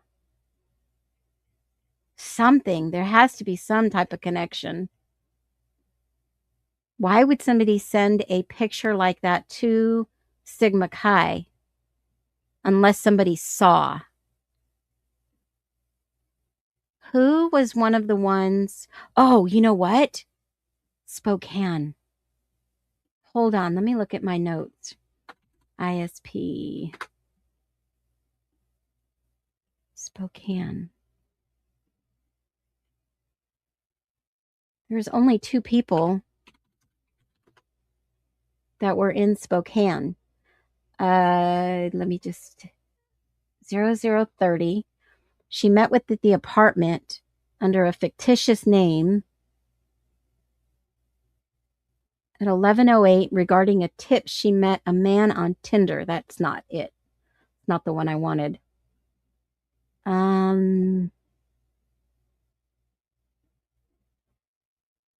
Residents had a doorbell camera. Homeowner answered through a camera, stated they were in Spokane. Homeowner said they would be available and met after. Medical examiner's office in Spokane.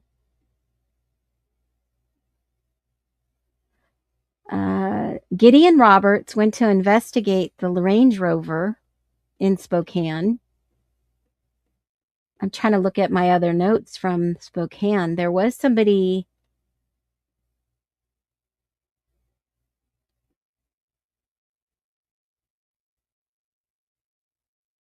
The crash. Airway Heights.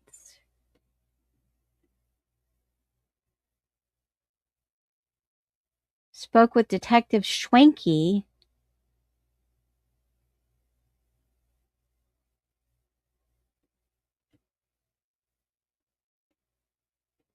Remember, they were tracking a truck also from Spokane. That in a silver vehicle. Wonder if it was one of those ones that was parked in the 1112 view. CI's amazingly familiar of this case. Ravario, Bradley, Giglio, CIs. She doesn't have a picture poke. It's in her live. Yeah, she's got it on her wall. I just saw it. I just went to her post 23 hours ago. FOIA alert. Here it is. It is right on her page if you guys want to go see it a day ago. It's right there. And there is a little odd stamp at the bottom. That's a donkey with a blue hands on the collar. I don't know. A donkey with a blue hands on the collar right here. What's the mascot? What's the U of I mascot? Isn't that the Vandal?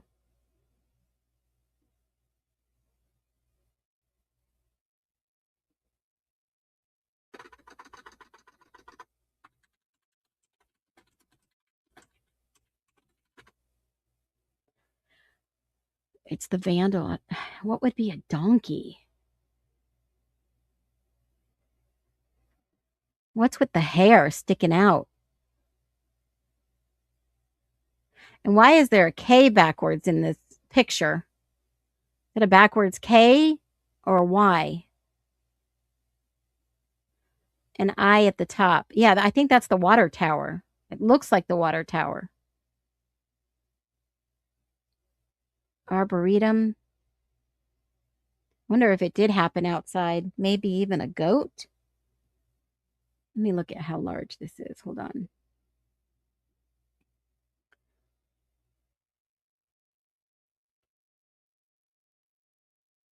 Wonder what that is on his shirt. Zipper? Looks like a zipper. Looks like a zipper. I don't know. It looks like a donkey with a mask. It's right above Ethan's name. Yeah, I see it. That looks like a zipper, like something that you pull. A zipper. Is it a golf coat? Like they wear at the Masters? On the right. Look up the symbolism with the donkey. Okay. Donkey.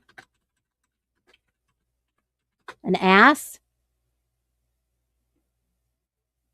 Donkey. Democratic Party, the similar political significance. Humorous, meaning as a jackass, a donkey, Shrek. Stubborn, diligence, political identity, cultural references. Is K a pathway, a jackass? Yeah. Stubbornness, hard work, metaphorically is an ass, a jackass. It does look like a donkey. Political? Is this political? But why would somebody with possible Native American ties, right? That's what it looks like because they're using the dream catcher. And it clearly says on the bottom of the original, it has this something about the Lakotas. So did it come from Nez Perce County? One thing is a sacrifice of the donkey. I don't know. That looks like a backwards K. I don't know what that would be. Maybe it's just a picture. Idaho. Someone saw something. Looks like it's drawn with someone's wrong hand. Is there a picture by the Lake Coeur d'Alene? Sacrificial goat? That shirt looks like a map. Yeah, it kind of does. I mean, he was from Hayden, right? Doesn't it look like Hayden? I'll show you the picture. And that was on the back of his car, too. Let me grab the crime scene photos right on the back of his, that Ford. There was, let me grab it. Let me see. There was 2 different pictures of the back of his car that has that graphic. I remember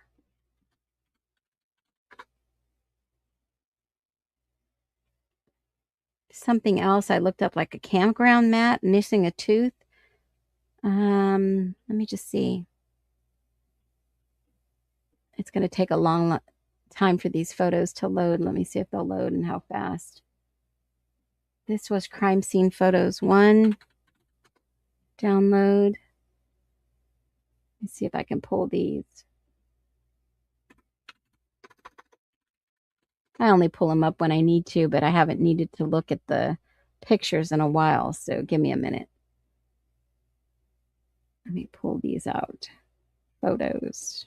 On the back of Ethan's car, if you noticed on the Ford, there is the lake that they're from. And the only way somebody would know that is to see his car he was driving. And that would be the Ford that's parked in the driveway. Let me grab it.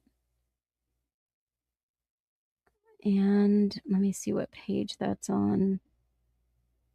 Ton of pictures. The only way that somebody could send a drawing and how to know, they had to have been there. They had to have known what he was wearing. See, right on the back of this, let me share this with you. Right on the back of his car right here. You'll see it.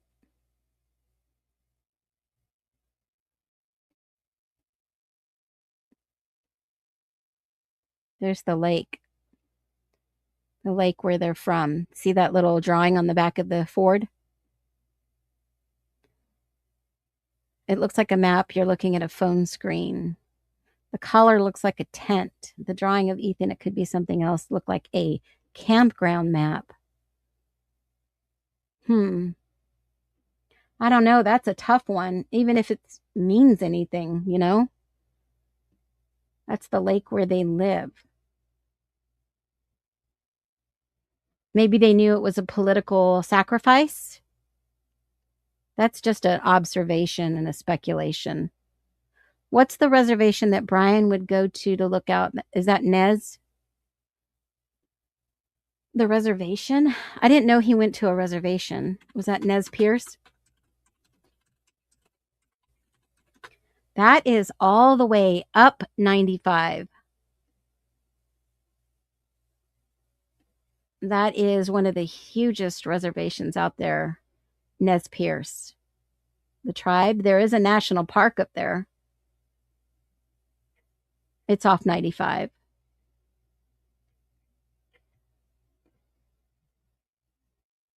could have something to do with it. So I wonder who drew it. But here's my point. So here's the oddest thing. So I was looking into this thinking, okay, if they were related to the reservation because they had a dream catcher on one of those things. Somebody said they hand these out all the time. It doesn't necessarily mean anything. Well, Mowich died. He died on the 19th of November. And this picture was mailed on the 28th of November. Okay.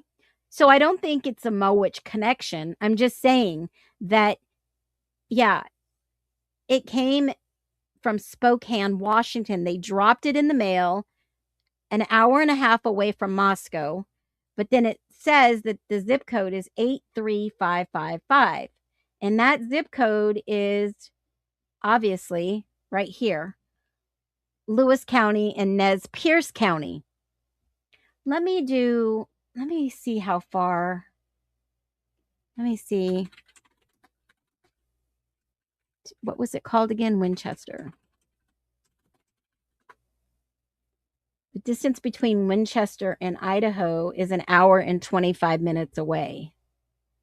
So it's about 38.44 miles away, 64 miles by car, an hour and a half apart if you drive nonstop. So I'm wondering if there's Winchester, Moscow. Somebody saw, there is Moscow to Winchester. Hold on a minute. Is that right? Winchester to Moscow. All the way down here. That's past Lewiston. And that's all the way over to the Nez Perce Indian Reservation on this side. This is the whole reservation here onto the right. That's S Dakota tribe symbol in the background. Sent to a frat, found in spare room with Dylan's DNA. What? Huh. I don't know. Is that the route that somebody said that the individual took? Winchester, past Lewiston.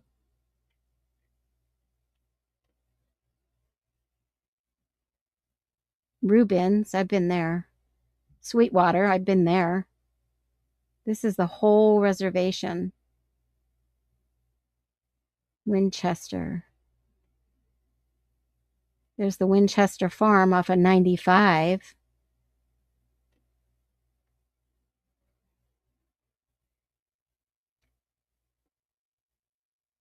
Who lives in Winchester? It's not that big of a county. And they put their return address on there that they've blanked out. Winchester.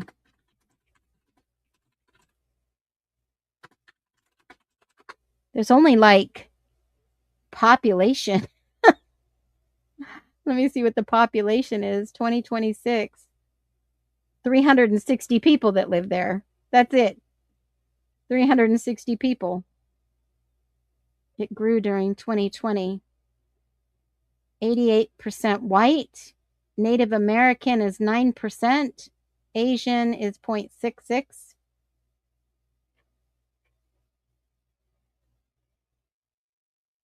Sweetwater. I've been to Sweetwater. Wow. I don't know, but this is like odd, don't you think, for this case? Supernatural comes to mind, or Stranger Things, right? Bad grammar. Well, look at the handwriting on the envelope. It looks like an older individual, in my humble opinion. Sigma Chi House.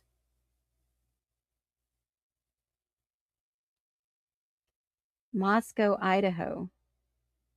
They had a return address, but they definitely blanked it out. They couldn't keep a secret. I don't know, but this jacket, is that the pink and green jacket? I mean, why would somebody put pink on the top of a head, on the side, and on the shoulder?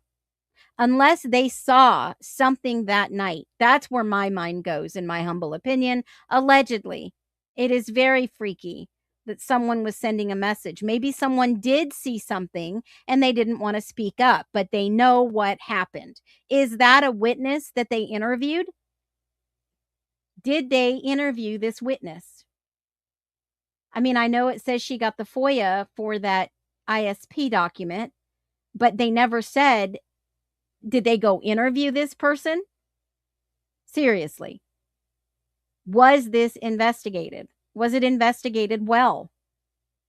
That just blows my mind, right? And then you hear of this Gideon Roberts and Kaylee connection. I don't know if you guys have heard this one. I've not found anything confirming that, I mean, he handled the surveillance footage of Kaylee and Madison. He helped process the King Road address. He worked as an ISP detective in the FBI task force officer. He worked with them. That's confirmed in the ISP records. It's confirmed that he was assigned to District 2. We went over this. Any alleged contact with Kaylee, I mean, did he have prior interaction with any of these victims? That drawing has red and black hair. Red and black hair. Yeah, she said there was no non-investigations. Absolutely. There were other professionals that agreed that there was no thorough investigation, that the crime scene was tampered. Right? They allowed people to walk. They allowed Hunter Johnson to walk right into a crime scene after he had already said she's unresponsive. They should have made him stay outside. Right? I mean, that's what real investigators do. That's what real cops do. They get out. Right? I don't understand. And then they say that, oh no, that van print outside the door, that just might be somebody, a cop. What cops wear vans to crime scene? Are they off-duty cops? Jeez. I don't know about you guys. There is so much on this case. I can go on and on and on and on and on for hours. Okay? I really could. But in my humble opinion, did they go one step further with this person who wrote the letter? This person who was, they redacted their address. Was this somebody that was going to the school and their parents encouraged them over the break to send this picture? They didn't have to give a statement. They didn't have to go and call. They just sent a picture. And I'm sure they went and investigated, hopefully. Yeah, I can do a 6-hour live. I don't know. You guys know I've been dealing with some health issues and I'm trying to regain my strength and my sleep and my peace. And, you know, this case just drives me crazy. And I can go on and on with an Idaho for long, but I'm not going to bore you guys because there's so much that these current filings, wow, I'm just going to leave it at that because they're going to go tit for tat, guys. They are definitely going to go tit for tat. They are going to duke this out in court. They are going to push this as far as they can go. And they are going to clearly make sure that all this stuff is put on the table and everything gets addressed that was never addressed. Okay? They've already said that they want to disqualify the judge for cause, right? They're not basically saying that he did anything wrong, other than the court denied the request, the continuance made for the findings and statements in some exhibits. And then at the sentencing, Judge Hippler made statements concerning Koberger's capacity for truthfulness and general character. And they also said 6 days later, on July 2nd, he pled guilty before Judge Hippler. Before entry of Koberger's guilty pleas, trial counsel represented to the court a substantial discovery, review, and investigation remained incomplete, and that additional time was necessary to provide constitutionally adequate representation. No, he denied that also. He denied that, and denied the motion to continue, and denied evidence, and the perpetrators, and so much. He denied everything, which makes him look very, in my humble opinion, biased. Very biased. And I would use his own words against him in his own closed hearing with the redacted portion that we do get to see in the public's eyes.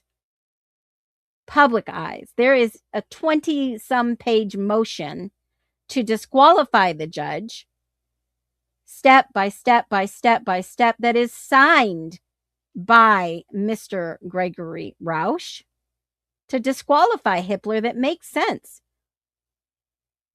And the petitioner, he says it in here, the petitioner does not seek a favorable judge. He seeks an unquestionable neutral forum for adjudicating claims that may implicate his former counsel performance, his own credibility, and the constitutional validity of the proceedings. That's what they're asking for, a neutral court. Basically saying the judge is biased without saying the judge is biased, based on all his rulings. Shoot, take that to the Supreme Court. Take it all the way up. I bet that's where it's headed. I'm sure if he doesn't get any traction to get Judge Hippler disqualified, they are going to take this all the way up the Supreme Court, and Judge Hippler may be outed. He may have to renege. The Supreme Court may overrule some of his rulings. And if that's what it takes to get this information out to the general public, absolutely, they need to. Bill Thompson will be a part of this. Yep, it needs to come out. It needs to come out. It's time. The motions have been filed. The case will move forward. How fast? No idea. No idea. But if you see this anywhere, I have modified this picture for everyone to be able to share their own opinions. This is my own personal opinion, and I will gladly share this. Give me 1 second, because I'm going to put this bad boy up here on here. And I need to add something. Hold on.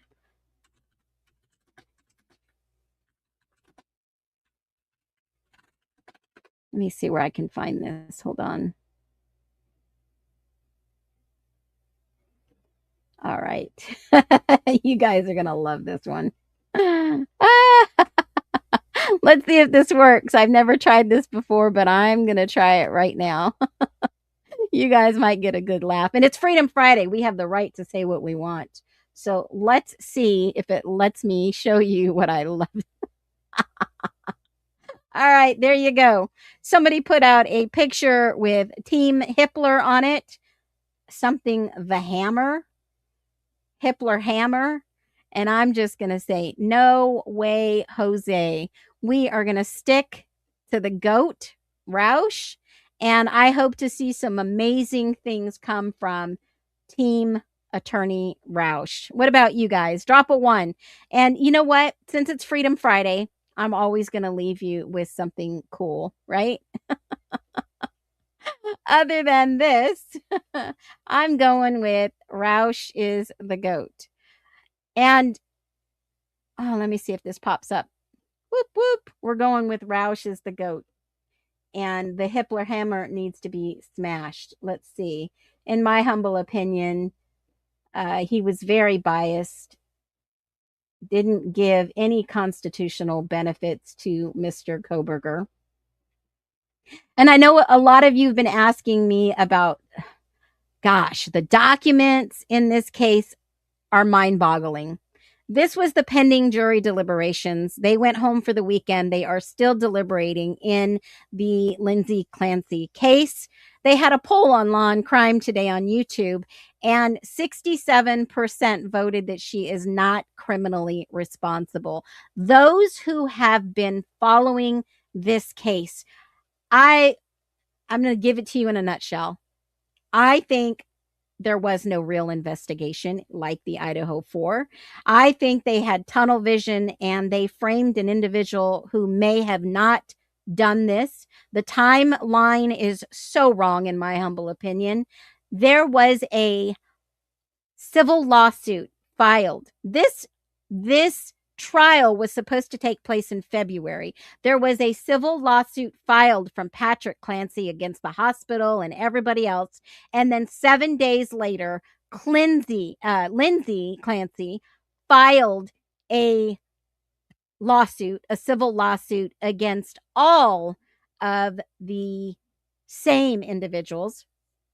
And they have never shared a lot of the factual evidence that was collected in this case. Like, why did Lindsay have bruises on her legs and her arms like Cora did?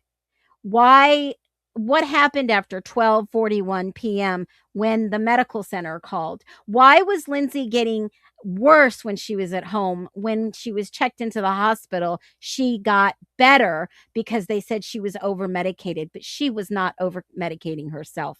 How in the world does someone decide that how a belt was seized? Why was a belt seized? What about her bathrobe? They seized a bathrobe. Why was she soaking wet? How did she fall out of a window? When did she have time to cut a window? Some of these experts, I've got about 13 massive questions that I have asked that no one can explain. It is disgusting what they are doing and how, and they do say alleged mom taught killer, alleged, because when she woke up, they told her what she did. She never pleaded guilty. She's never even said it. She's never spoke that. And it's all about legal jargon and wording in this case. She has no memory. And what did she do immediately? She wanted to call Patrick and let Patrick know that she loved him. This is sick and twisted. Absolutely twisted. I believe there was something more happening in that house, obviously. A lot more. And why were all the kids in their pajamas from the night before? So the timeline is so wrong. So wrong. The extra phone, the one that didn't have a SIM. They confiscated the Ring camera, the baby cams, tablets, laptops, all the IT, all the equipment, electronics, her journals. But get this. This is what I've never understood. I'm going to share a video that I did. And I want you to think about this over the weekend while they're in deliberations. I hope the jury caught on to Patrick undid the bands. He didn't untie the knots. He did untie the knots. Why were her wrists bandaged already in a suicide attempt when the EMTs arrived? There is so much happening in this case. But here's the one thing I do know that I have watched and paid attention to: body language and language in general. That's what you have to look for. Was it 2 days before this happened, he rented a place in New York? Are those the facts?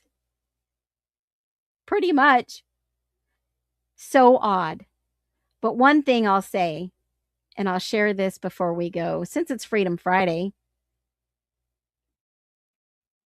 we have the right to think logically. If anyone's told you differently, you live in America. You live in a free country. Hopefully, those commies will just disappear. Why has no one really talked about this? You said her body was anxious for a reason. But let's think about this for a second. Why is it Lindsay kept getting better when she was away from home? There was a couple of indications, and I have a chronological timeline. When she went in to get help, she stayed 1 or 2 nights, I believe, and then she stayed away from home 4 nights. And one of the reasons was over medication. But then she got better and was able to go back home. And then she reported getting worse again at home. So, I mean, there's a couple of things that we can think about here. One other thing on my mind that is heavily weighing on my mind is that the next day after this incident happened, Reddington and Patrick went back to the house.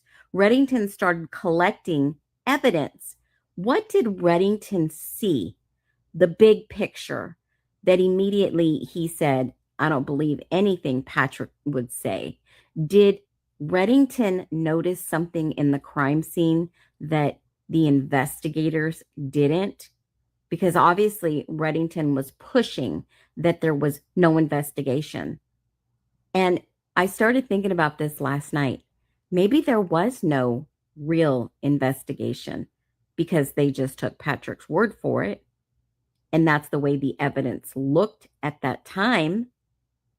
Nobody did a second run through or a third party assessment or a private investigator assessment because we're catching a lot of things that were overlooked. But you have a really good, valid point. Her body was anxious for a reason. What was that reason? I mean, as women, we usually know what's making us anxious. Maybe Lindsay didn't know, and hence the over-medication part was taking place without her realizing it. It's just a theory, it's a speculation, but the evidence says something very different that we should be questioning. Was a thorough investigation done? Did Lindsay actually do this? Reasonable doubt.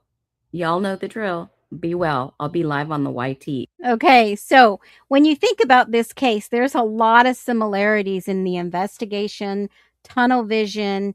They took one person's word for everything, like they did allegedly Dylan, right? All because of what Dylan said. Dylan this, Dylan that. Well, I told you a long time ago, humbly, that that cop did not just arrive on the scene. They knew what they were getting into. The way he investigates her, they knew it 100%. But in the Idaho 4, the game just changed again. And we're going to be watching and waiting. Have a great weekend, y'all. I miss you every day. I could be on live for hours. I will have a 6-hour live. Let me see. I've got so much I want to go through. Oh my gosh. I caught 3 different things on some new interrogation. Well, not interrogation, questioning videos. And it all starts to fall into place. It's wild. And I'm going to show you something extremely wild. Extremely wild. A lie spreads faster than the truth, guys. A lie spreads faster than the truth. I'm going to prove it to you on social media. I thought about this yesterday, and I thought, why in the world would AI lie to the general public? I put out this video that I'm going to share real quick. I won't play the music because it will ding me. I put this video out here. When was it? Less than 24 hours ago? 4,190 likes and over 1 million views. 1 million views right here on the bottom of the screen. Now, what did it say? It said, trending search, Lindsay Clancy found not guilty by insanity. And this was summarized by AI on Thursday afternoon. It says, the jury found and delivered the verdict of not guilty by reason of insanity. What? I'm telling you, AI is a liar. Question everything you see and stay sharp with those eagle eyes. Be well, y'all. Have a great weekend. I'll see you soon. Yes, Labor Day is coming up. I've got new music coming up. Whew! You guys are absolutely amazing. You keep me grounded and going. Thank you all for being here. Have a fantastic weekend with your family. I will see you. I'll make an announcement. I'm sure you guys will be thrilled. Be well. He's innocent, and it's up to the state to bring evidence and a jury to decide if that's different. Essentially convicted in the media. You don't have to read but a few articles to see how negative they are about him. He has a right to have this information withheld, brought out in public, so that people can see it's not this neat little package. So people can start to wonder if Brian's innocent. Your Honor, Brian is innocent. They call it the August effect. A quiet pull, a heart's compass, finding its gravitation. A promise whispered to the future.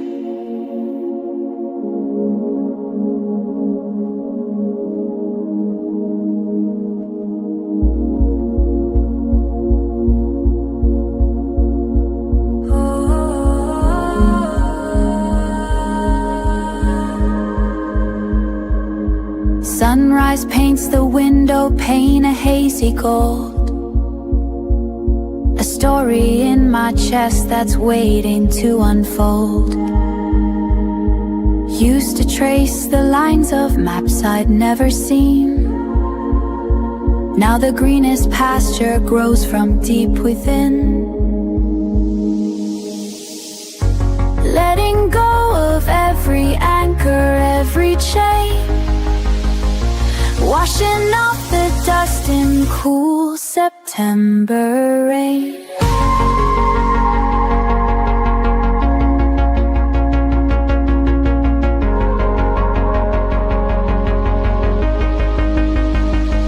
This is the freedom, wild and new, the future calling, breaking through. A heart's true north, the sky of blue.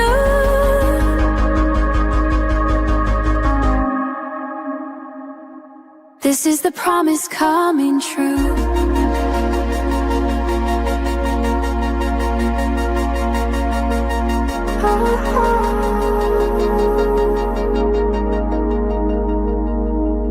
The road ahead is unwritten, vast and wide. No need to run, no reason left to hide. Every step a choice, every breath my own. On this open field of chances I have sown.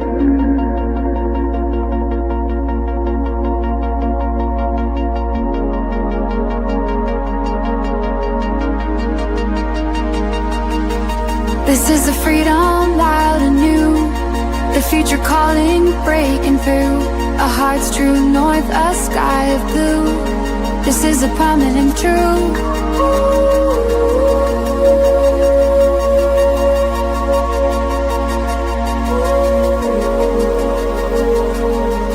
The August effect, I understand it now. It's the faith you find somehow.